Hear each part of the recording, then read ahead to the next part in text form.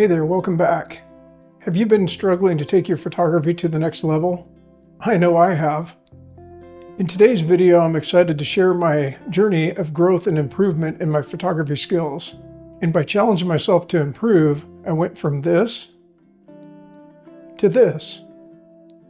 So let's take a look at some of my old photos and compare them with some new ones, and I'll share with you 3 easy steps I've been using to improve my photos over time, and hopefully these will help you in your wildlife photography journey.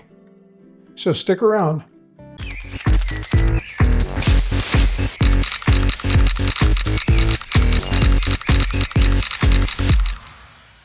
So how have these 3 easy techniques improved my photography? Over the years I've photographed wildlife and birds, and each year I've made it a point to improve my photography through new styles and techniques. Here's a photo I took of a ruddy duck a few years back. I was excited at the time to get this photo, but at the same time was frustrated because the photo was just average at best. It looked flat and the duck didn't pop in the photo. But what steps can be taken to improve this photo? Well, since I took this photo, I've been experimenting with several techniques to improve my photography. When I see photos that catch my attention, I ask myself, what was it that made that photo stand out? What caught my attention? That brings me to tip number 1, which is shoot at a low angle. One of the most impactful changes I've made is shooting at lower angles. This adds a sense of drama and makes the subject stand out more and brings you to a more personal level with the subject. The closer to ground level you place the camera, the more out of focus the background becomes. However, this may not work if the background elements are too close in proximity to the subject. In this case, it worked because the background was off in the distance and the water was smooth and not wavy. I had chose this particular location on the shoreline knowing that this ruddy duck would probably eventually float past there again, so watching the wildlife and getting to know what their habits are is a big help.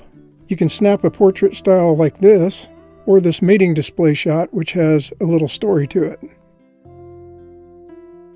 Okay, let's move on to tip 2, which is rule of thirds. Here's an example where years back I took a photo of this hooded merganser. Notice the hoodie is centered in the photo and it's taken at a high angle. And here's one I recently took of a hoodie using the low angle technique and the rule of thirds. And in this case there were some fall colors in the background which added some rich colors. Notice the space I left in front of the duck so there's room for him to swim into, which looks more appealing than if I were to crop it in like this.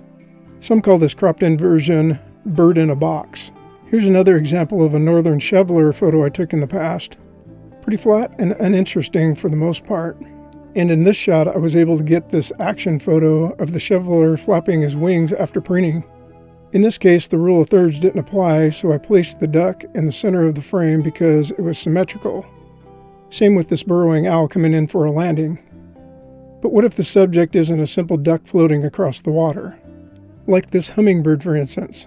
This was another shot from the past that was exciting to get at the time, but not a great angle or composition. Here's a recent one I took of a rufous hummingbird. We watch these each year as they migrate through our area, and I know if I wait long enough, this hummingbird will come to this honeysuckle down by the sidewalk. So I place my camera on the sidewalk and wait for it to arrive at the honeysuckle, and then take the photo. I think this shot works because it's at eye level.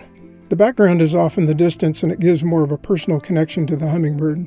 I tried to include the rule of thirds to keep distance in front of the bird for a good composition.